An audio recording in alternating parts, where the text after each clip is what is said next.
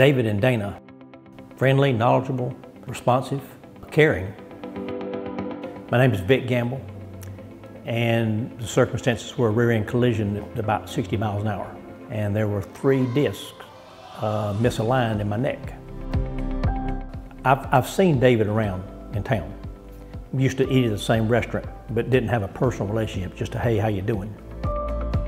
And I just stopped by one day and told him what was going on. And I said, I've got these, and I showed him the x-rays.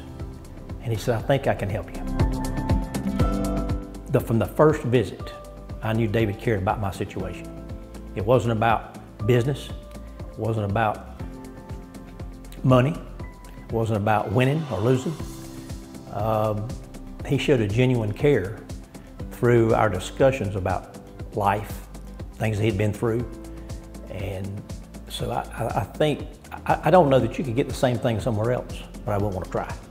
I'd send someone to somebody I had a good experience with.